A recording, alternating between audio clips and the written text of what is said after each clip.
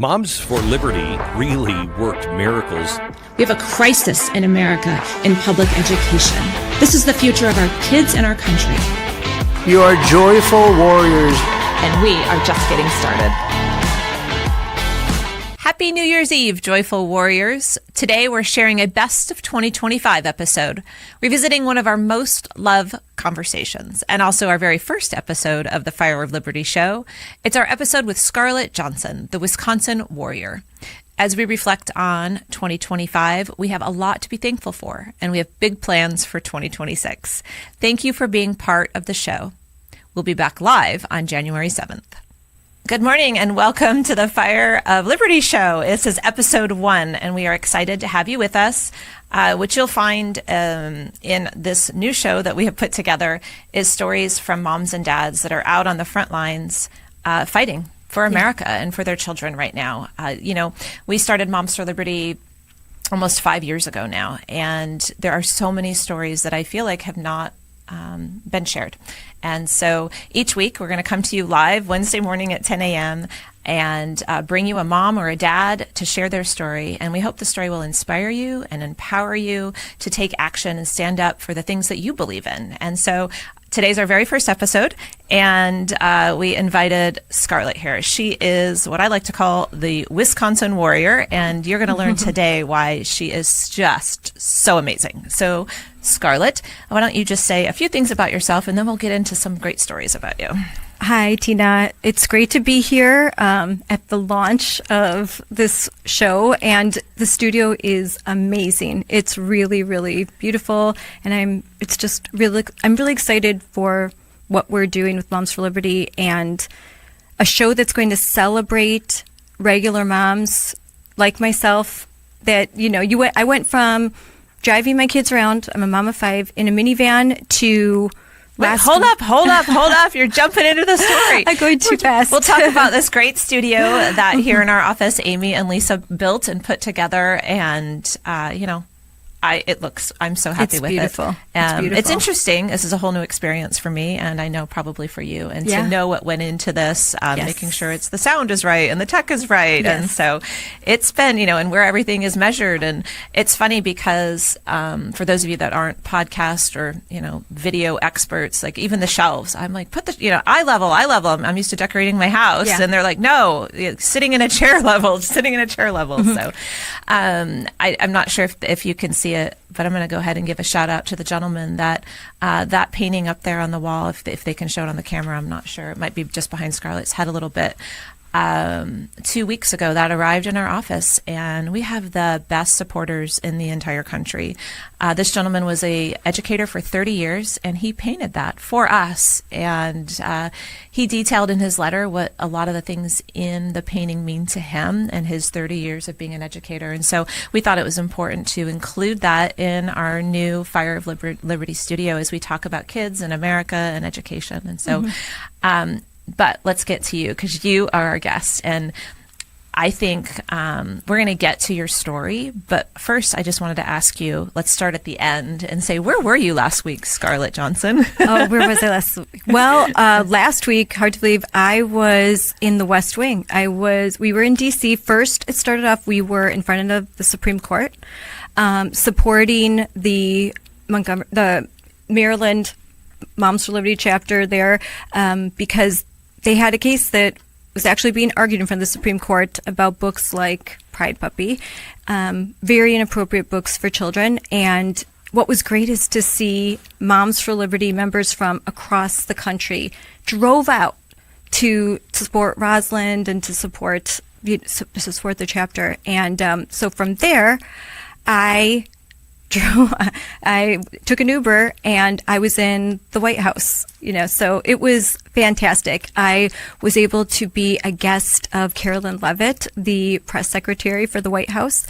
And I felt like, pinch me. This is like a dream come true. And I got to have a tour of the White House. I got to see all these portraits, to see, the office of the FLOTUS of Melania Trump.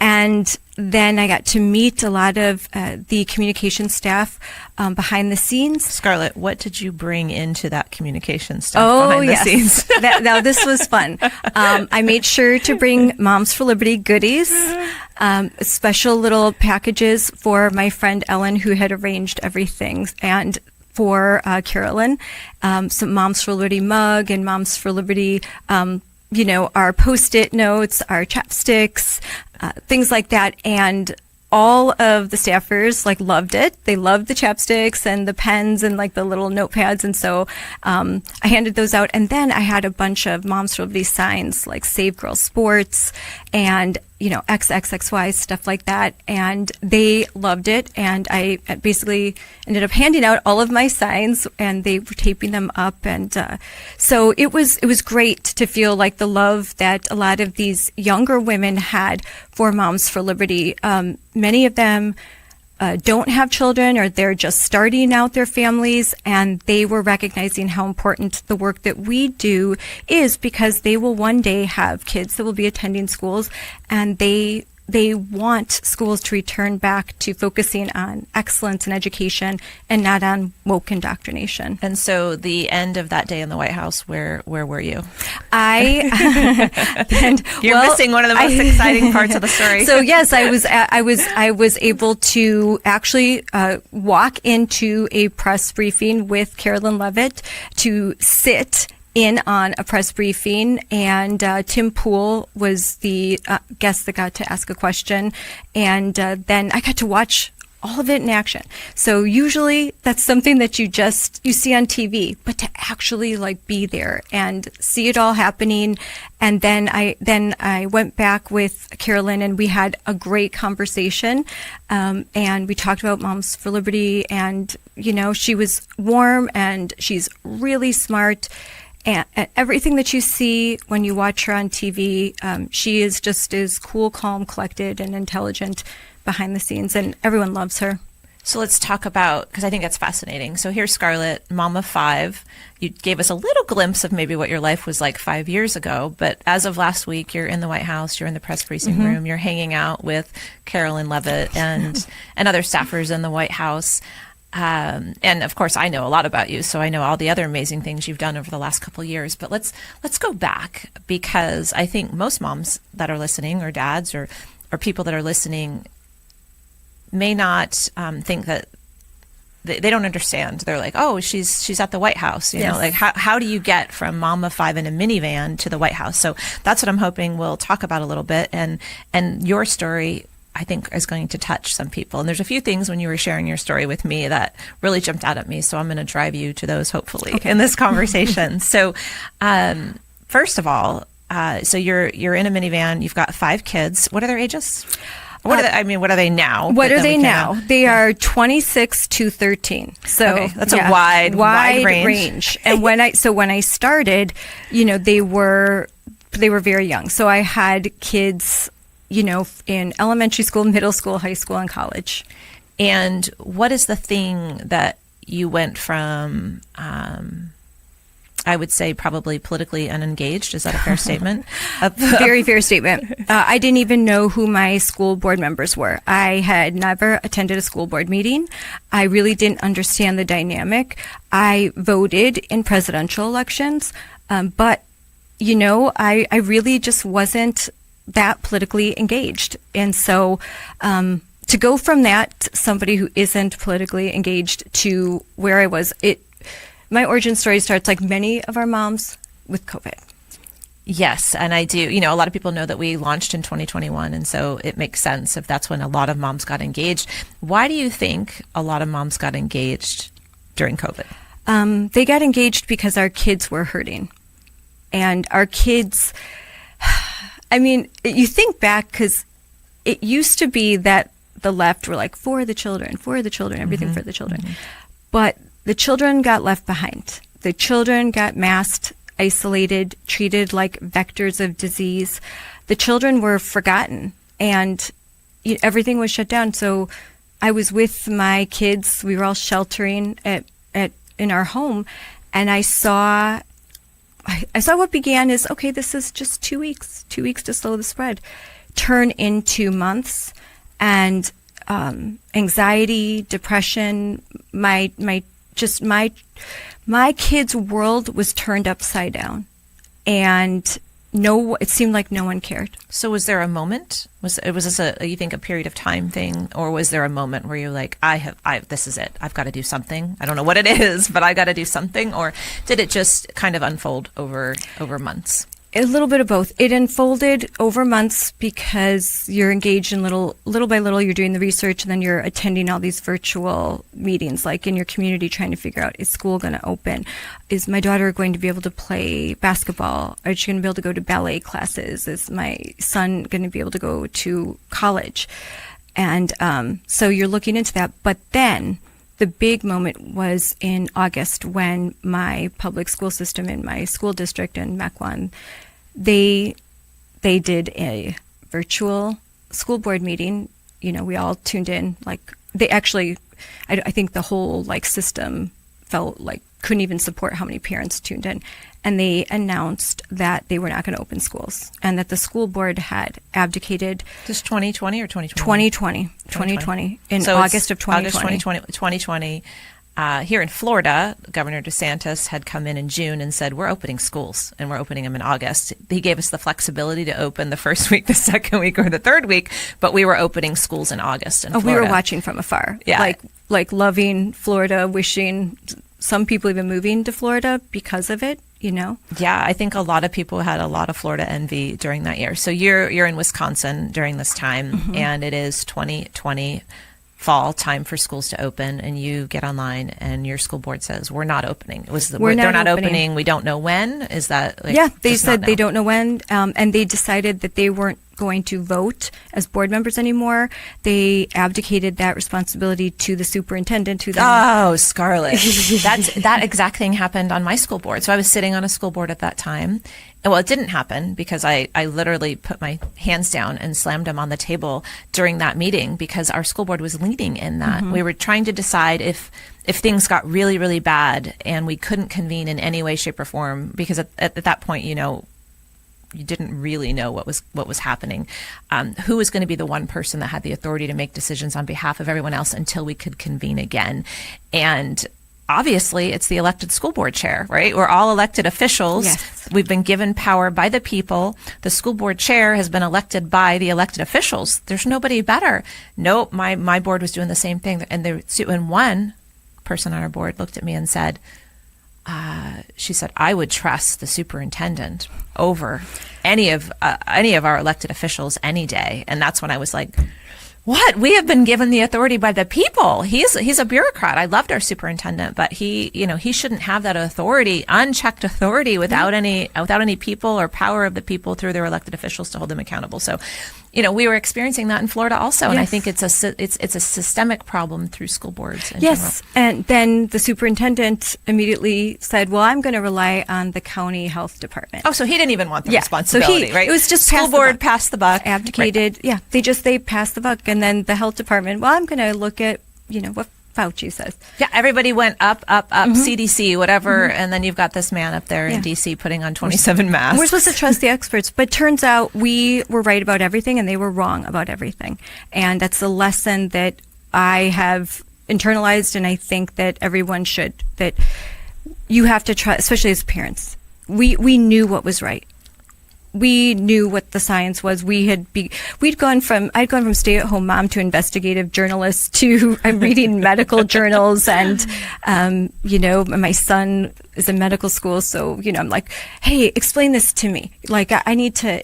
So I can read, and that's what I would say in school board meetings. Listen, you're not an expert. Well, I can read. School board meetings. So let's talk about this. So you have that school board meeting. They're not going to open schools.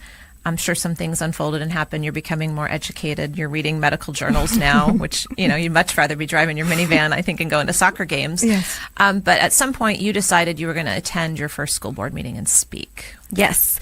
Yeah, we did a lot of the virtual, the meetings were virtual.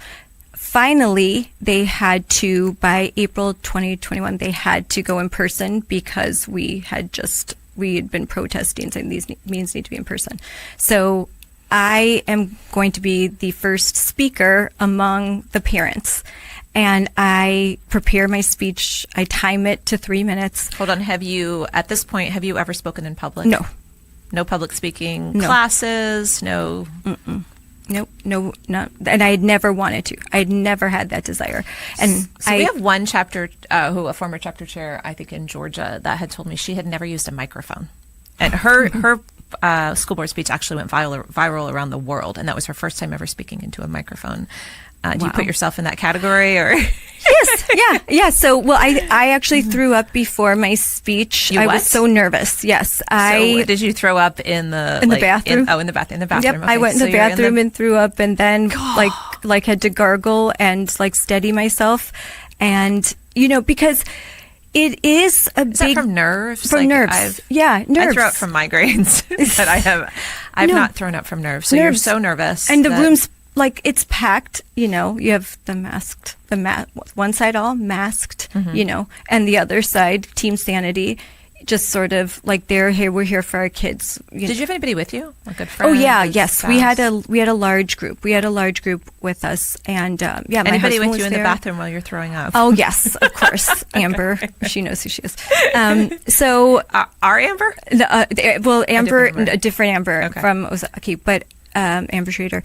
But so then I went to give this speech, and it was powerful. It was really powerful, and people were crying, and it was because it just came from everything inside of me, that this was about my children, our community's children, the children of America, the children of the world. Like someone needs to speak for them. There's no army, there's no union on their behalf. There's a teachers union, but there's no one to speak for children, especially in education. If we don't speak for our children, they have no voice. They have absolutely no voice. And they were being masked, isolated, forced to eat lunch against the wall, walking around with plexiglass, put on 28-day holding periods because of if they were exposed to COVID. It was insane. Schools became juvenile detention centers. It was intolerable. And I just couldn't take it anymore. And I had to fight back, and we had to do something. And I don't care. Why are you nervous when you go speak at a school board meeting? Because you're with your community, the people that you see in the grocery store, the people that you run into, the kid that your kids used to have play dates with until, half of the community no longer wanted to do that because they were afraid. And maybe not necessarily just afraid of COVID, but afraid of what would happen if their kids sneezed and then they were couldn't go to school or anywhere for 28 days. So everyone's trying to be protective. And we just had to we had to end the insanity. It was insane. So you're terrified, you're throwing up, you speak, people are crying. How do you feel after? Empowered. You're ready to do it again. Oh yeah, empowered. And how much hate did you get from that speech? I got a lot of hate, but I got a lot of love.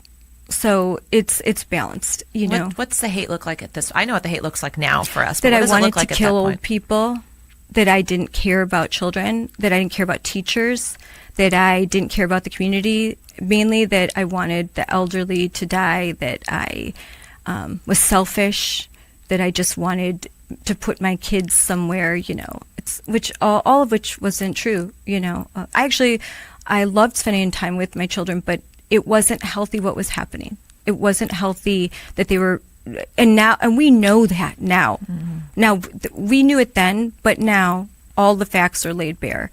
I mean, look at the mental health of kids that were really affected by COVID, and the learning loss, and the social anxiety. I mean, we will, and I said this over and over again in school board meetings, what is happening right now is going to change a generation of children.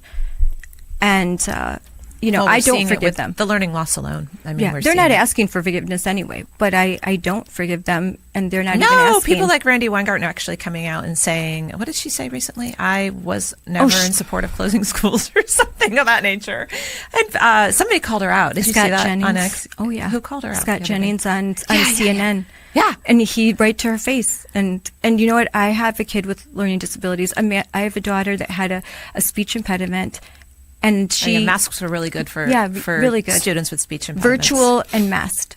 virtual and masked, like you wearing a mask but through a camera. This is the kind of insanity that we dealt with, and now we deal with a lot of the gender insanity. But you know what I've noticed, especially some of our strongest chapter leaders that are still in it and have been from day one. I mean, this is a long time to be in the battle still at that level.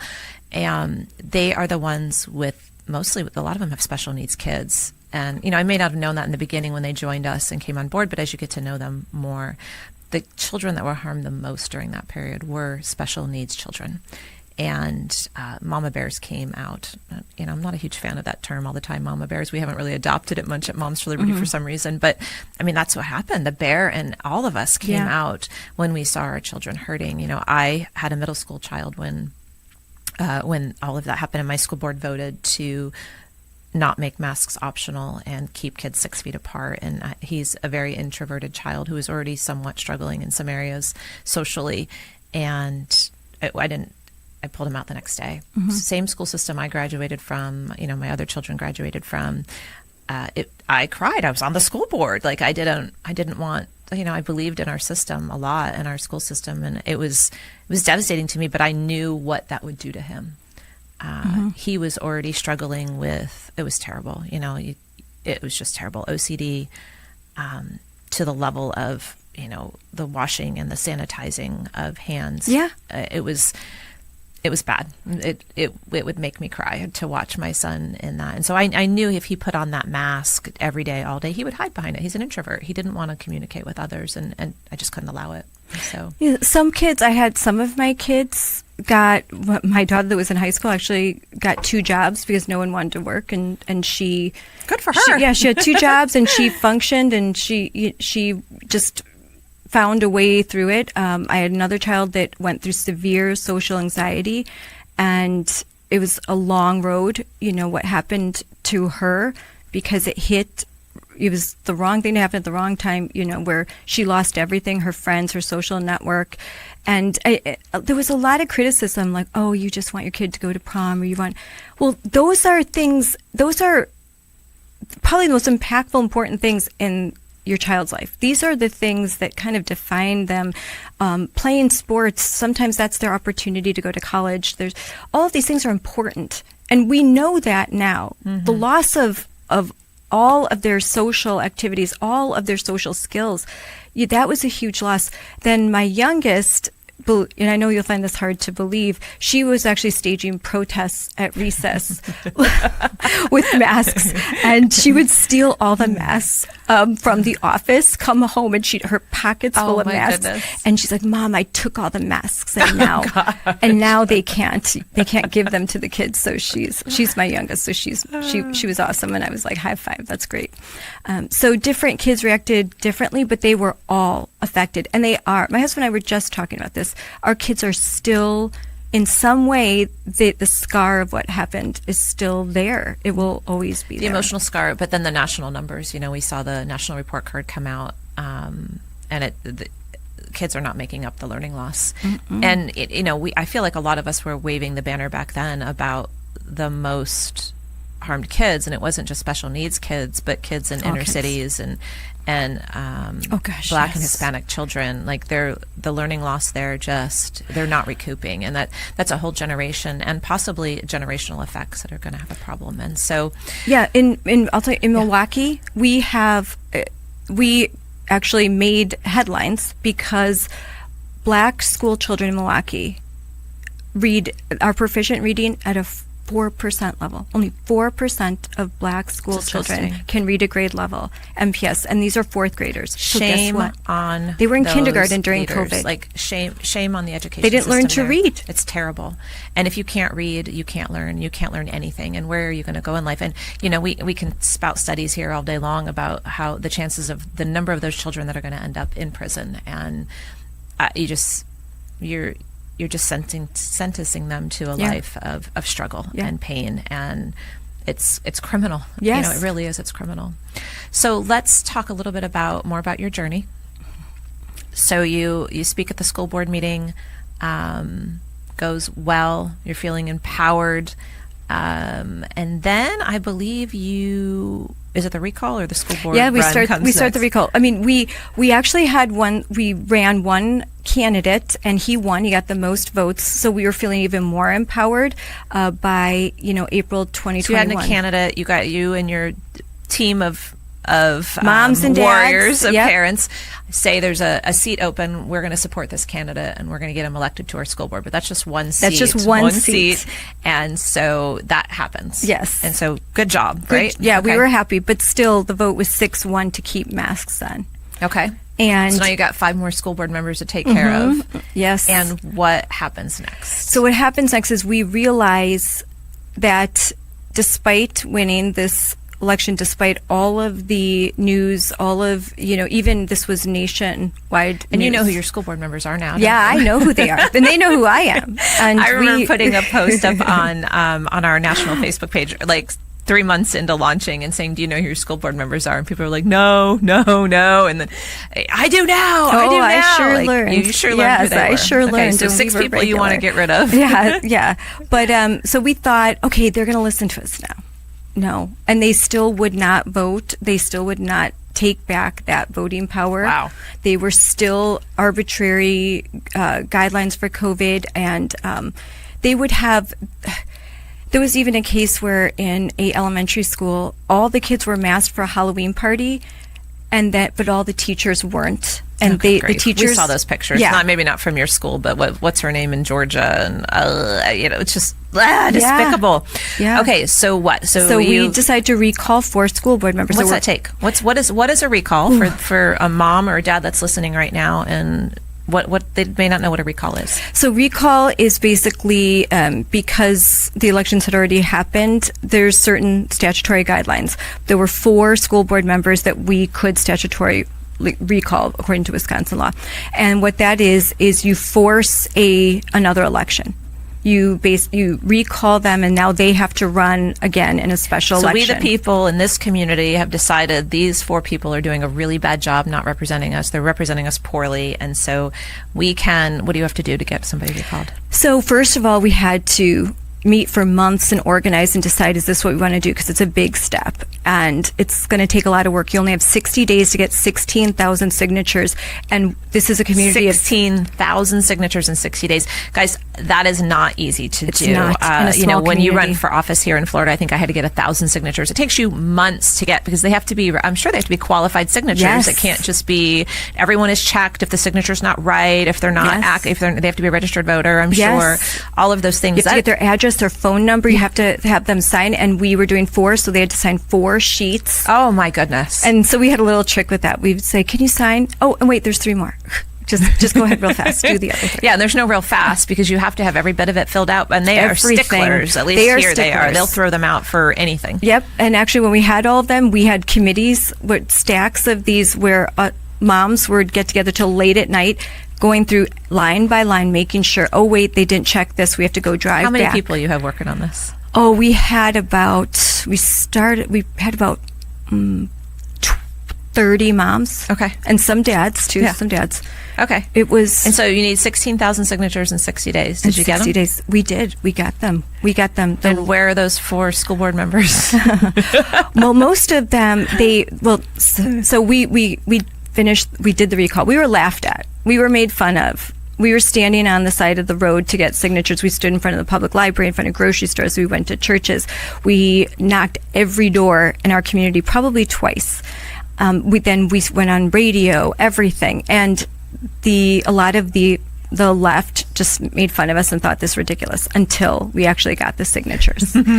One of the best days of my life, because it was right before the due date that we got the signatures, and then we got more. We actually got 400 what was that more. moment like? Because I can't imagine the amount of work that went into this. And, and if everyone can think about the heartache and the pain, everything you're going through, these people, your elected officials are not listening to you.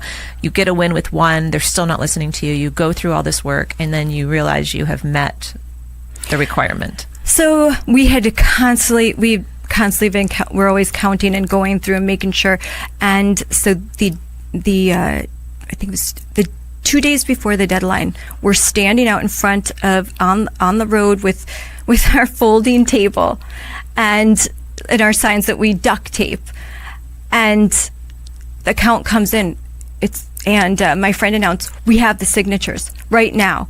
And there was lines of cars to continue to sign because the momentum had hit. So great. So we're like, we're going to get more. Great. We need more. We need a buffer. We need more. Yeah. But by the end of that night, we had 400 more. So we had 16,400 signatures. So great.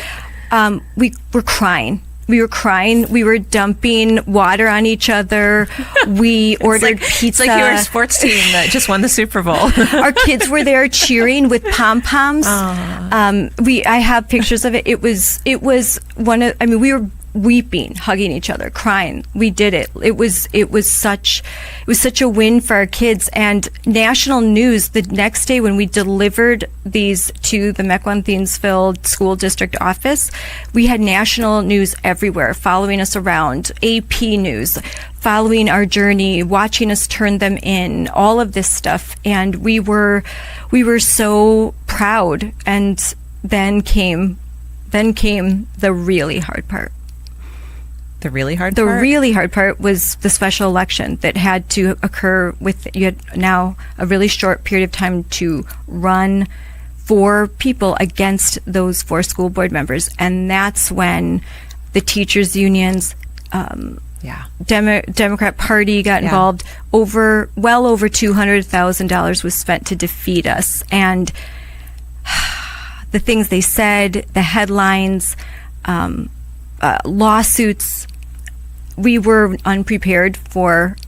There's no machine like the teachers union tied to the Democrat Party and what they can unleash on 30 banter of moms and a few dads. It could be soul crushing if you're not strong enough. Really, I was the Young Turks had a podcast about me and called me a white supremacist. I'm Puerto Rican, anti-Semitic. My sister's Jewish. My kids went to Jewish day school. They said that, I hated old people. Every terrible thing that you can say about somebody. Did that impact you? At first, this was the first time something like this had ever happened to me, and I cried and cried. And I was told by a lot of people, don't respond, don't say anything, even politically savvy people, because I did have people that were helping.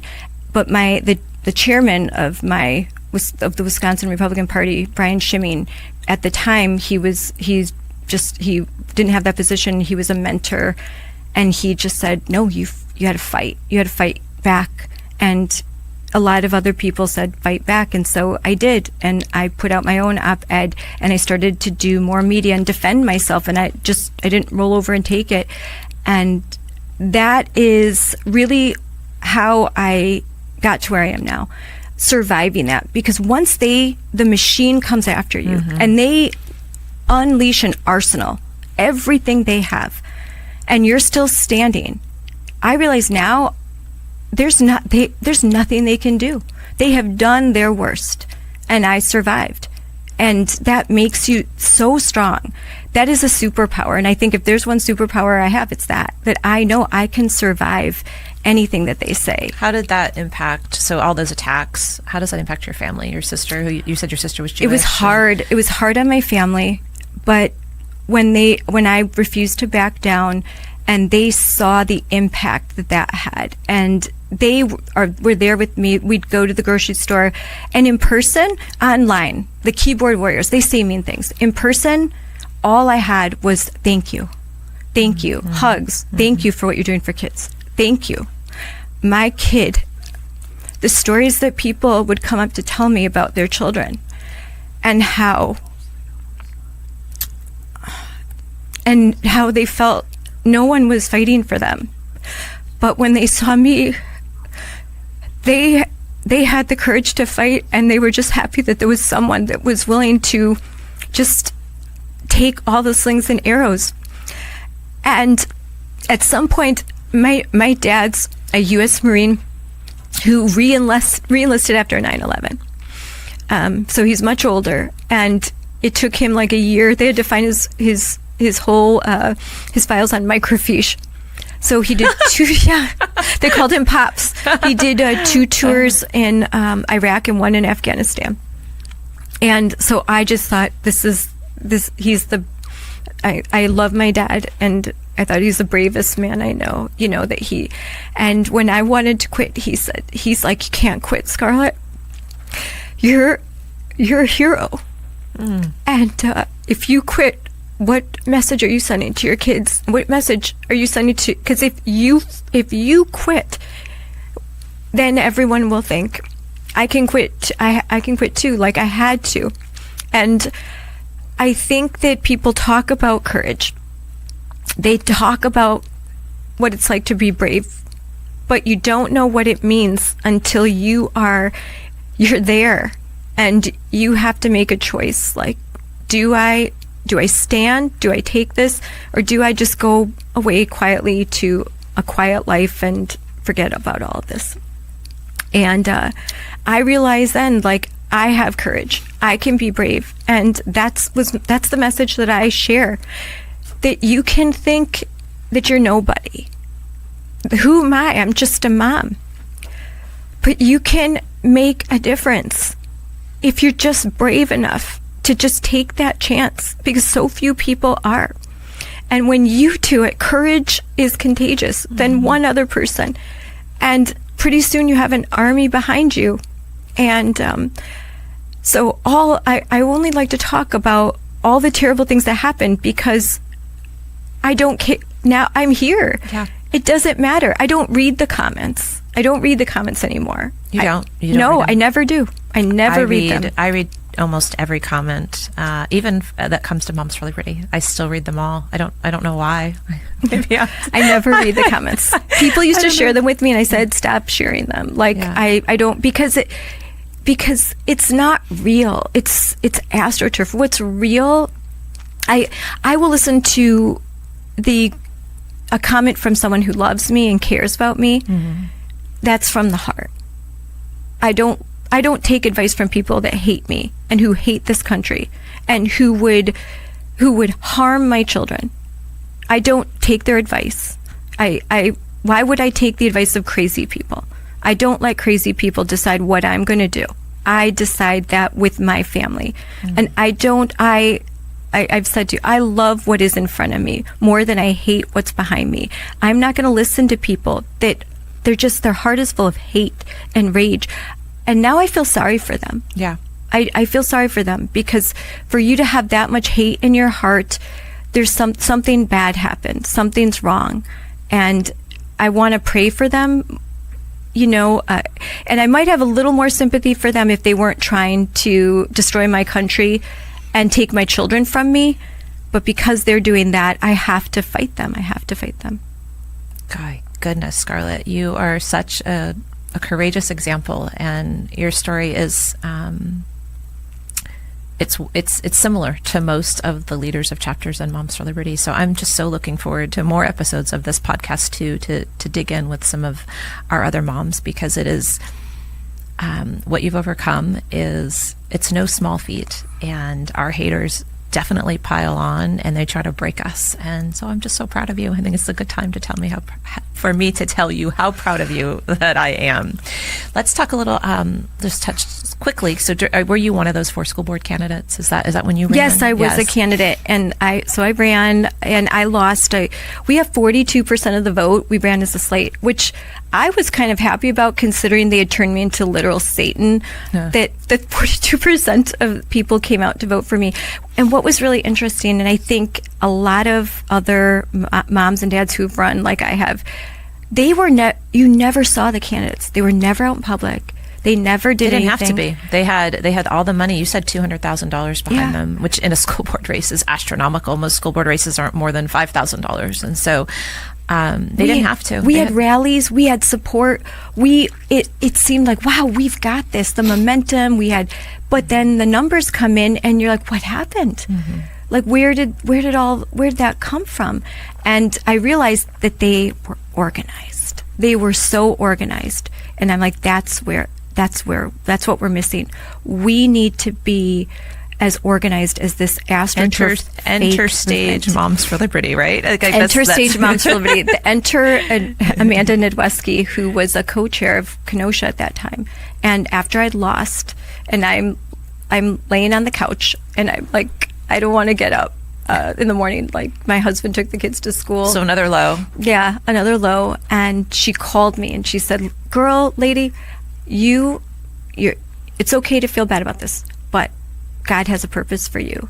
And you need to start a chapter of Moms for Liberty." And I was like, "Oh, that group from Florida I keep hearing about, I keep seeing on TV. Yeah, but aren't they just in Florida?" She's like, No, I have a chapter. We started a chapter. You need to start a chapter."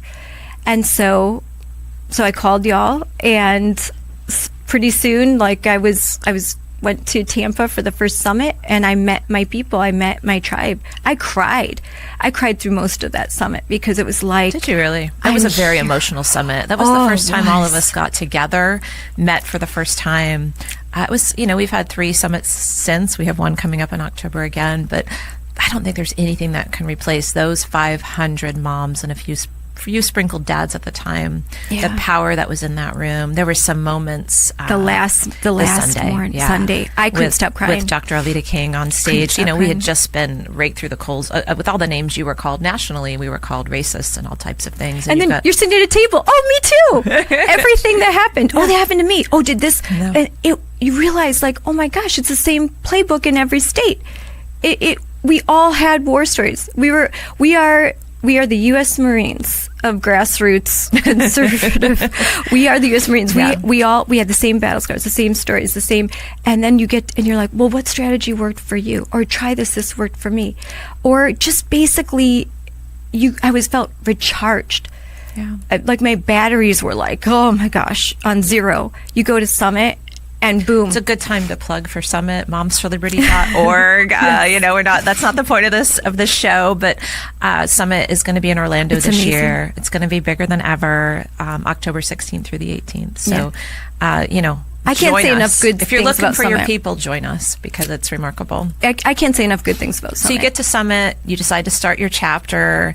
You guys have had remarkable wins. And, I want to focus now on Then we focused on school boards. We focused on Wisconsin. So, okay, it didn't work out for me, but there are areas where it can work out, and we can build that infrastructure. We need to have our own coalitions. We need to know what's going on. We need to be able to inform. We need to be the boots on the ground. And there's 72 counties in Wisconsin. And school board, there's conservative areas all throughout Wisconsin, and we just need to organize. Were you number 2? Because Kenosha was number 1. Kenosha was number 1, Wood County, and then there was... So number 3, yeah, you're number 3. Ozaukee. And not to jump too far ahead, but sometimes it's fun to do this. How many chapters now? 22 now. 22. And we have more coming online. And after, so you're chapter chair, you guys win elections, you're sending us endorsements before. I remember this because we were like, maybe we should endorse in school board races in Moms for Liberty. Maybe that's a really good idea. and we just put out an all call to the chapter chairs. And I think you sent us like 30. Oh, yeah. And I was like, I thought we would have 30 nationwide. Yes. And you had, I think, 20 or 30 just from your county that first year. Yeah. We had statewide leaders like, could you endorse me too? Like it was, and that's with Wisconsin. We've built a fabulous team in Wisconsin and a lot of them have been doing this for a long time, and a lot of new people, which is wonderful. It's nice to have the old salty Marines that have been doing this for a while, and then have the new recruits, and you need that energy. So it's been fabulous. We have a great What's team. been the win rate over the last 3 years for school It's board been races? about 70%. It's remarkable. Yeah. So, like you, like me, like you, I lost my 2020 school board race, and so it's amazing what we've been able to do, being losers. Yes, right. And then we started a state legislative committee last year, and this year you were there. We had our launch of we had our first legislative day, and it was amazing. All of the state officials that came said it was the best legislative day that they had ever attended, because they were informing us, but we were also informing them. And for those that don't know, legislative committees, our chapters get together, one vote per chapter, and they form a committee statewide. And now not only are chapters fighting at the grassroots, local school board level, you're now fighting for state legislation. Yeah. And so they put together a day at the Capitol to meet with legislators, and that's what she's talking about. It was a very successful day. It was so great to be there with you guys and see the energy and the action that was happening. And our leaders don't play. Like when we had all of them come in to talk, our moms are all there. Like, okay, raise your hand, and they're all raising their hand, ask a question, and some of them were like afterwards, like, okay, like. Boy, you guys, and they are like, we're going to schedule a meeting with you afterwards because we want to discuss this legislation. It's wonderful. It's just wonderful to see, like, and they saw, okay, this group, they're engaged, they know the issues, and you know what else? We were there saying, we want to help. We want to support. It wasn't there to just criticize. We were asked, what do we do? How do we support? Yeah. And they loved it, because a lot of times we will ask of our state legislators, hey, go out on a limb and support saving girls' sports. Yeah, that's a 70% issue, right? 70% of normal people say, absolutely, we don't want boys and girls sports. We don't want boys and girls locker rooms.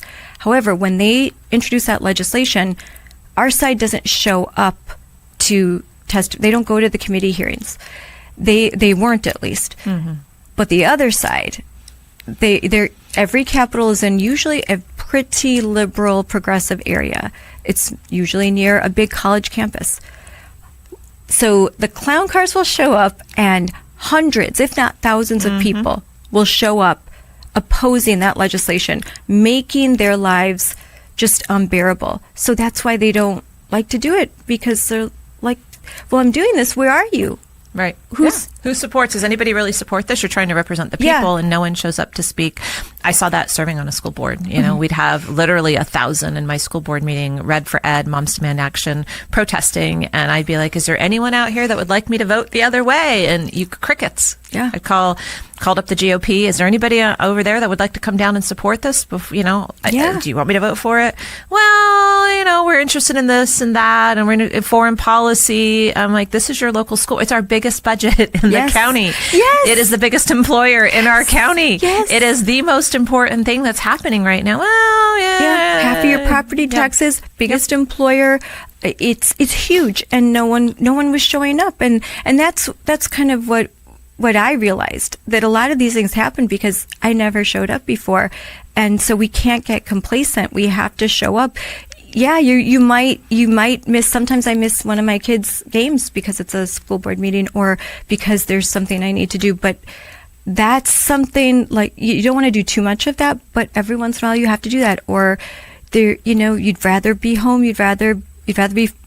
I'd rather be doing anything else. These are not fun meetings. Committee hearings, sometimes they go 13 hours long. Yeah. Not fun. Although they can get very interesting, especially when it's about the gender identity issues, because the people that come to talk, it's very interesting. You have to see it. Let's fast forward to just this last year. 2024, Wisconsin was one of Moms for Liberty's focus states. To see what it would look like for Moms for Liberty to activate voters on the issues around education, around parental rights.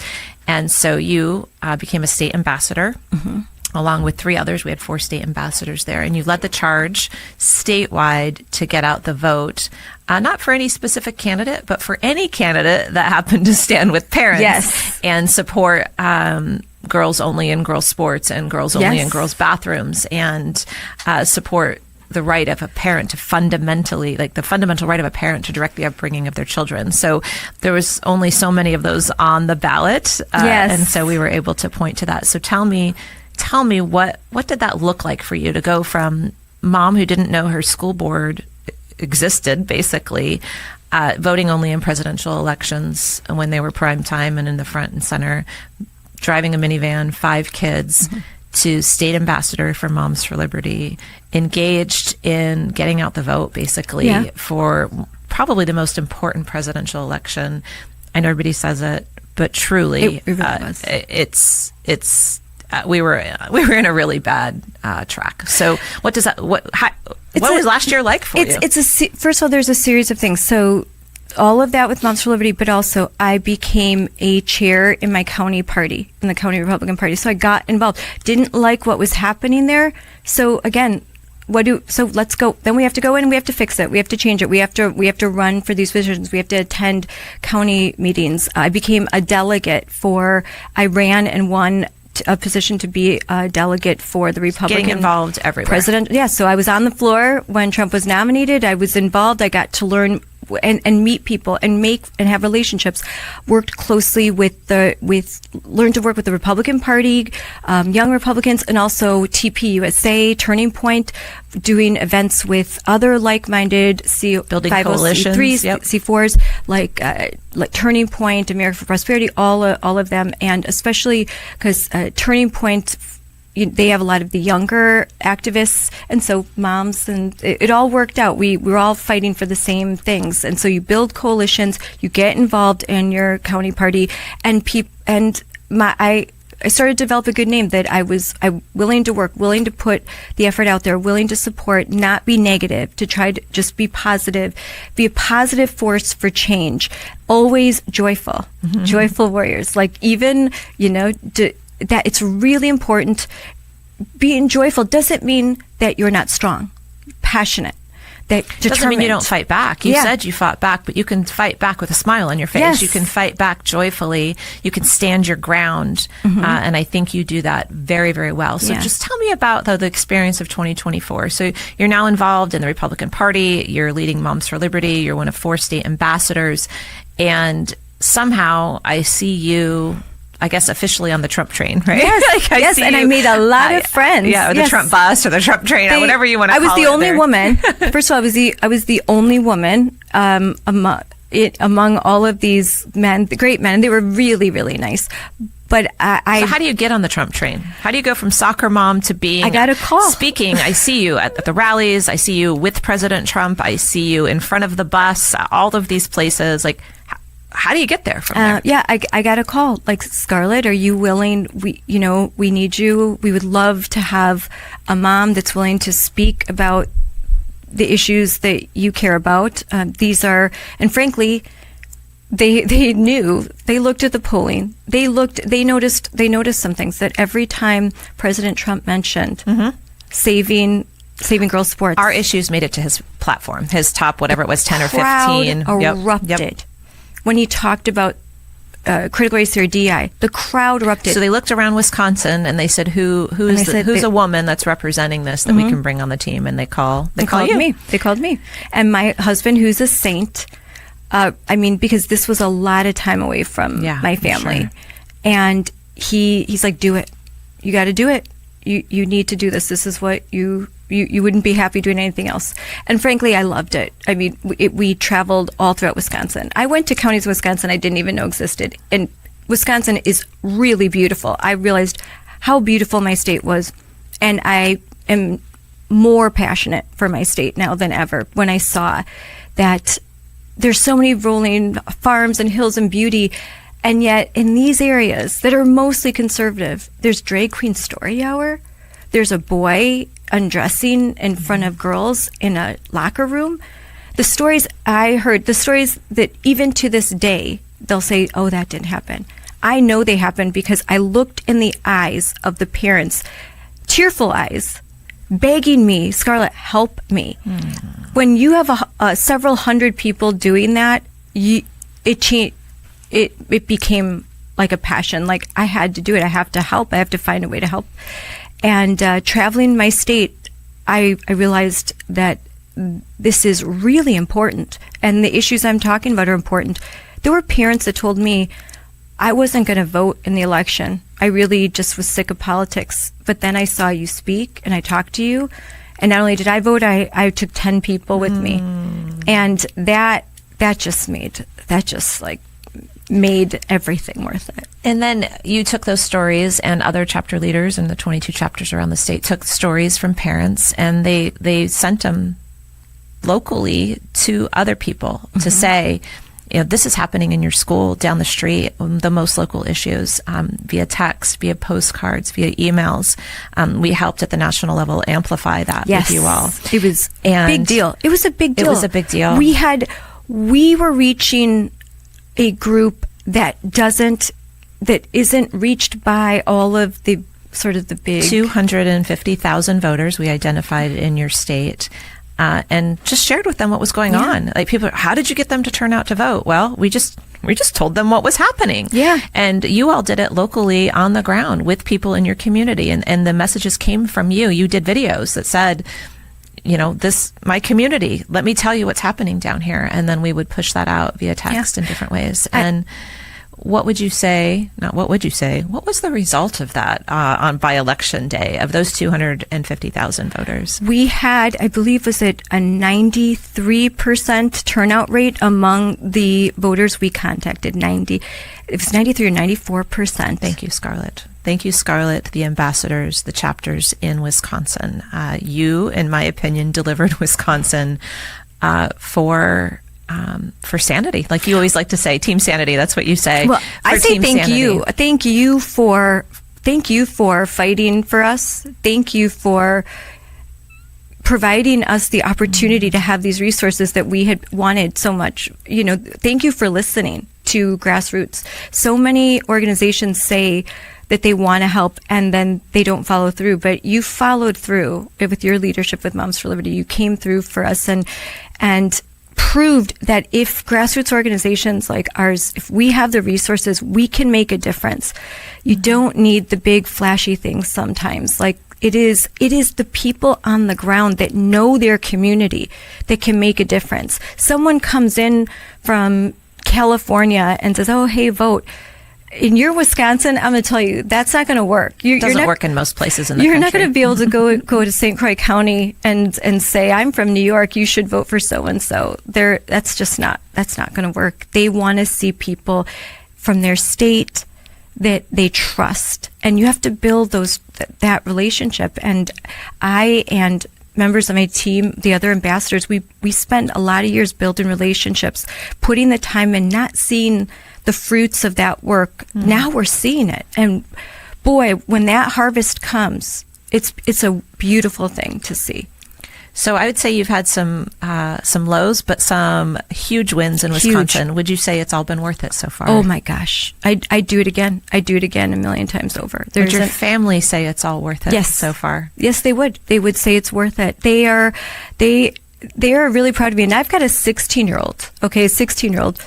Her friends follow me and they say, "Your mom is so based." Like she just says, "Do you have the shirt? You need the shirt." I know. Mom is There's based. a based shirt. Maybe we need a based shirt. My daughter says all the time, and she's like, "And all the teachers know who you are." So, for good or for bad, right? For good, it's good. Like there's and many of them say when I go in, they're like, "Thanks, everything you're saying is true." So good. So words of wisdom.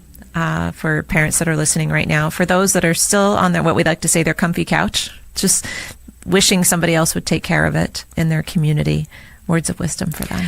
I would say get involved because it's fun. To be honest, like it is fun. You meet new people, you make a change. Getting called names is fun. Getting called. The other side of that is fun. And you know what it is? You get used to it. It's a badge of honor. It's like it's if you haven't lived till you've been called a racist, homophobe, transphobe, bigot, all in one evening. All in one even, they're going to call names, but you're standing in truth. Sticks and stones, right? Yeah, it stinks, but it's okay because you're doing it for all the right reasons. Think about the civil rights movement. The parental rights movement is the civil rights movement of our time. Look at what Dr. Martin Luther King went through. They were called names. People threw things at them. But they stood for what they believed in. And the joyful warrior, the peaceful, that I'm going to stand. I don't care, whatever, come what may, I'm still going to stand. That won the hearts and minds of America. And we are doing that right now.